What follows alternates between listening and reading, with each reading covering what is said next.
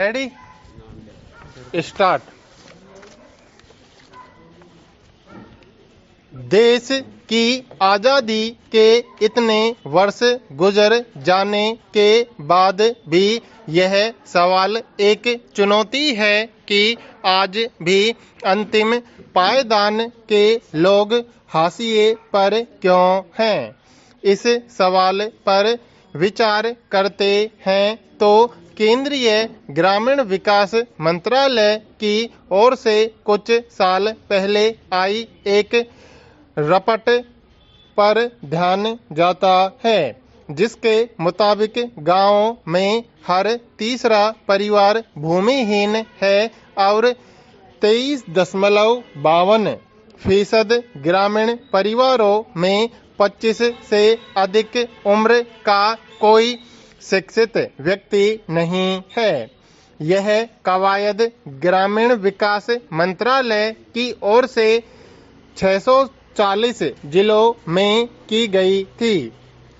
इसके मुताबिक देश में कुल 24.39 करोड़ परिवार हैं, जिनमें से 17.91 करोड़ परिवार गांवों में रहते हैं। इनमें से 10.69 करोड़ वंचित श्रेणी के माने जाते हैं।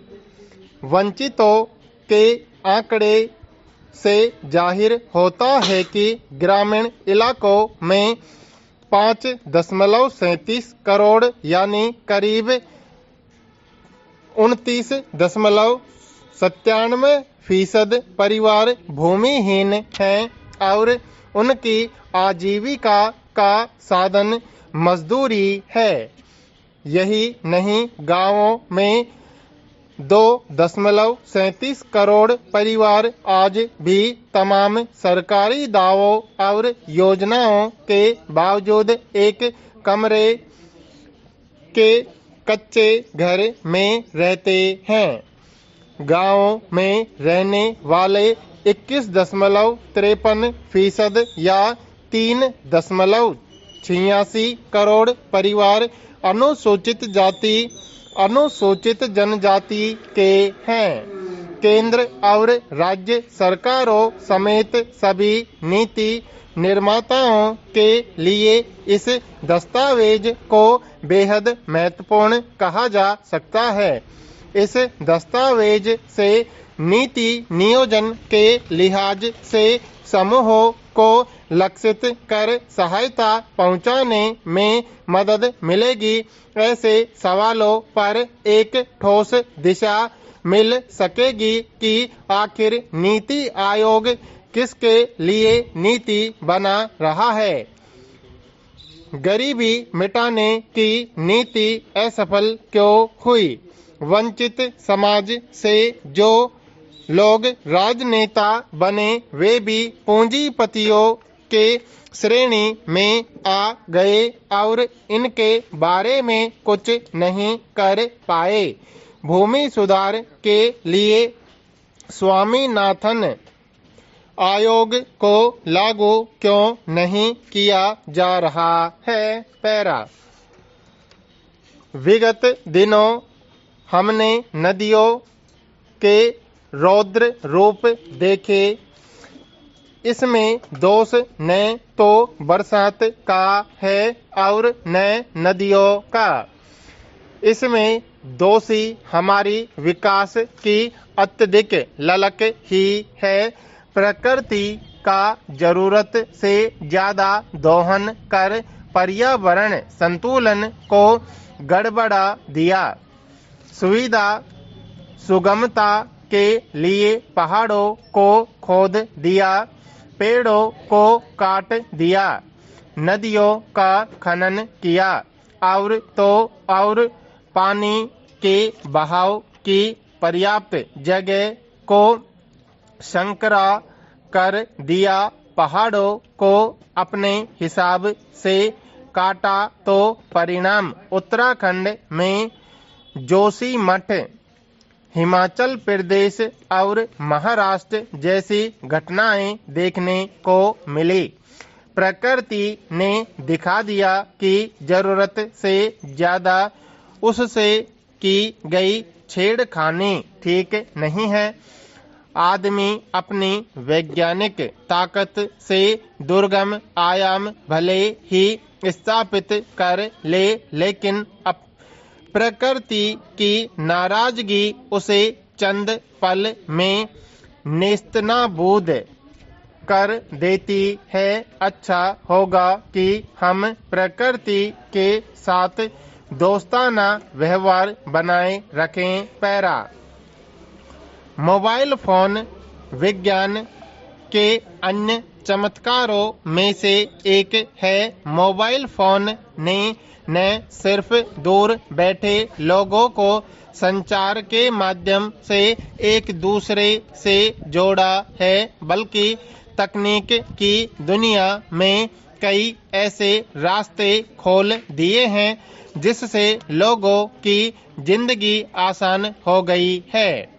मोबाइल फोन धीरे धीरे हमारे जीवन का खास हिस्सा बन चुका है। कुछ मामलों में तो ये बेहद जरूरी भी है, क्योंकि अगर कोई व्यक्ति कार्यकाल में है या अपने बच्चों से दूर है तो एक यही सबसे सही तरीका है उनसे संपर्क करने का।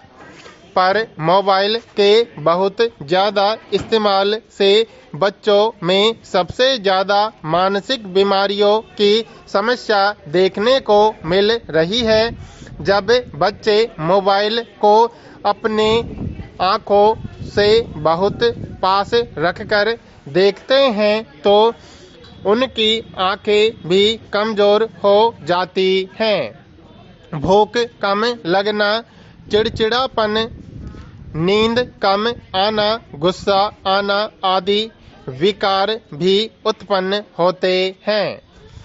विश्व स्वास्थ्य संगठन ने जून 2018 में ऑनलाइन गेमिंग को मानसिक स्वास्थ्य विकार घोषित किया था। मोबाइल का बच्चों पर प्रभाव न पड़े, इसके लिए कोशिश करें कि जितना अधिक हो अपने बच्चे के साथ वक्त बिताएं। साथ ही बच्चों को प्राकृतिक वातावरण में जाकर खेलने के लिए प्रेरित करें। सभी अभिभावकों को अपने बच्चों को यह समझाना बेहद महत्वपूर्ण है कि मोबाइल के फायदे और नुकसान दोनों हैं, इसलिए आवश्यकता अनुसार ही इसका इस्तेमाल करना लाभकारी हो सकता है। पैरा।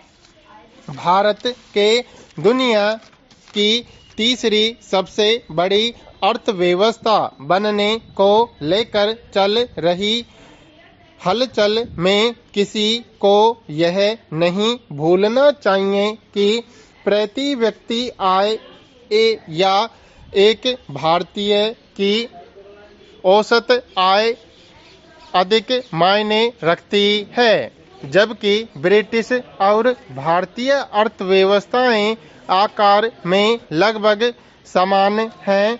ब्रिटेन के मामले में जनसंख्या भारत की तुलना में काफी कम है, इसलिए इसका आर्थिक उत्पादन जो लगभग भारत के समान है, वास्तव में कम लोगों के बीच साझा किया जाता है, जिससे औसत ब्रिटिश की आर्थिक स्थिति औसत भारतीय की तुलना में काफी बेहतर हो जाती है।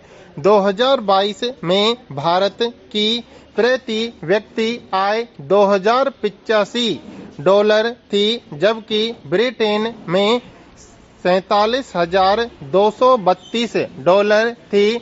इसके बारे में और अधिक विचार करने की आवश्यकता है। पैरा। इसी वर्ष मार्च में सर्वोच्च न्यायालय ने आदेश दिया था कि प्रधानमंत्री नेता प्रतिपक्ष लोकसभा और मुख्य न्यायाधीश की समिति मुख्य चुनाव आयुक्त और अन्य चुनाव आयुक्तों का चयन तब तक करेगी जब तक सरकार इस बारे में कानून न बना दे। स्थायी व्यवस्था सरकार को कानून बना कर करनी थी। अब सरकार ने इन नियुक्तियों से जुड़ा विधेयक संसद में पेश कर दिया है। विधेयक के अनुसार चुनाव आयोग में नियुक्तियों की सिफारिश प्रधानमंत्री, नेता प्रतिपक्ष लोकसभा और एक कैबिनेट मंत्री की समिति करेगी। राष्ट्रपति इस सिफारिश के आधार पर नियुक्ति करेंगे।